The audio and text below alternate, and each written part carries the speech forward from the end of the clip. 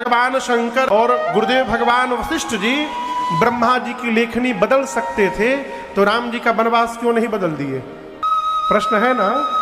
यदि इतना सामर्थ्य था दोनों में तो राम जी का वनवास न होने देते, क्यों नहीं रोक लिए? इसलिए नहीं रोक पाए क्योंकि राम जी का बन जाना ये ब्रह्मा जी की रचना नहीं है, ये स्वयं मेरे राम जी की रचना है।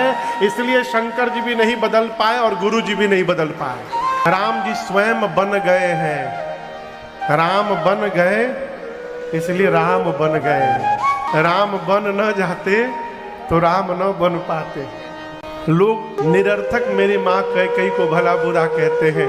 आपसे कहूँ, राम जी के लिए जितना बड़ा त्याग माँ कैकेयी ने दिया है उतना बड़ा त्याग किसी ने नहीं दिया संसार में। आपको जो वास्तव में प्रेम करता है माई बाप, वही आपके लिए कलंक लेने को तैयार होगा।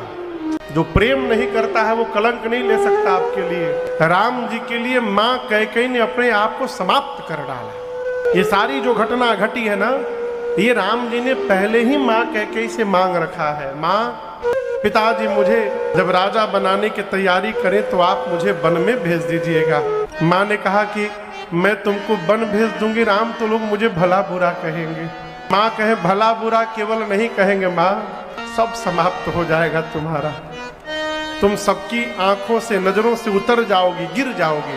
कैकेयी मियाँ ने कहा कि सबकी नजरों से तो गिर जाऊंगी, क्या तुम्हारी नजरों से भी गिर जाऊंगी राम? राम जी बोले माँ, मेरी नजरों में मेरी माँ सदैव महान रहेगी।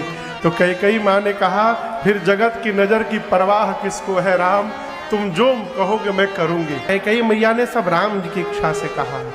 माँ ने 2 वरदान मांगे। राम जी के स्थान पर भरत के लिए राज सत्ता, राम जी के लिए 14 वर्ष का वनवास। अब एक श्रोता ने प्रश्न किया एक दिन कि महाराज, राम जी का वनवास ठीक था, भरत जी की सत्ता क्यों मांगी यदि मन में स्वार्थ नहीं था तो? एक बात को समझिएगा, संतान को माँ से अच्छा कोई नहीं जानता।